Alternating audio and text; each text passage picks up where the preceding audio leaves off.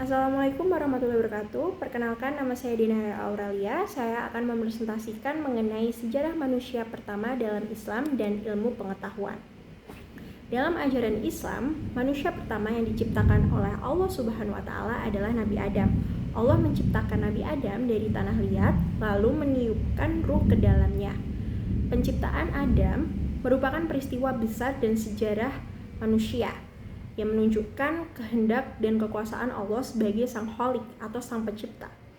Ayat Al-Quran yang menjelaskan hal ini terdapat dalam surat Al-Hijr ayat 28-29 yang bunyinya Fa'id qala rabbuka lil malaikati inni khaliqum basyaram min salsalim min hama'im masnun, yang artinya, dan ingatlah peristiwa ketika Tuhanmu berfirman kepada malaikat, sesungguhnya aku hendak menciptakan manusia dari tanah liat yang kering, yang berasal dari tanah kental yang berubah warna dan baunya. Fa'idha sawaituhu wa nafahtu fihi min ruhi faqa'uluhu sajidin, yang artinya, kemudian apabila aku sempurnakan kejadiannya serta aku tiupkan pada roh dari ciptaanku, maka hendaklah kamu sujud kepadaku. Dari ayat tersebut dapat dipahami bahwa penciptaan manusia bukan hanya proses fisik, tetapi juga menyangkut aspek spiritual karena manusia diberikan ruh oleh Allah Subhanahu wa Ta'ala. Dan inilah yang membedakan manusia dari makhluk lainnya. Untuk pandangan ilmu pengetahuan, berdasarkan teori evolusi oleh Charles Darwin, yang pertama, manusia berasal dari makhluk yang mirip kera melalui proses evolusi jutaan tahun yang lalu. Nah, yang kedua, fosil menunjukkan tahapan hominin, yaitu yang pertama Australopithecus, yang kedua Homo habilis, terus yang ketiga Homo erectus, dan yang terakhir Homo sapiens yang sudah menyerupai bentuk manusia.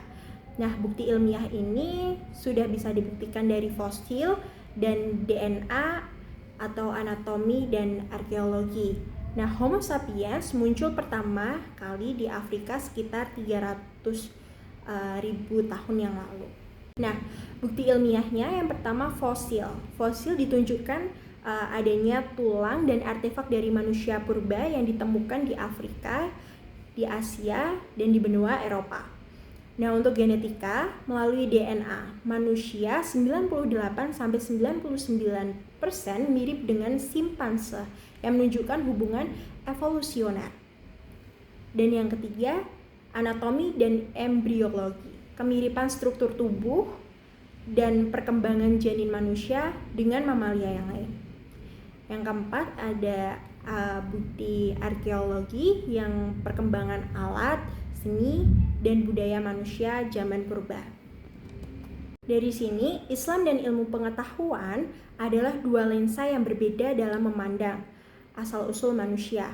Yang pertama, ilmu menjawab bagaimana manusia terbentuk, sementara agama menjawab mengapa manusia diciptakan.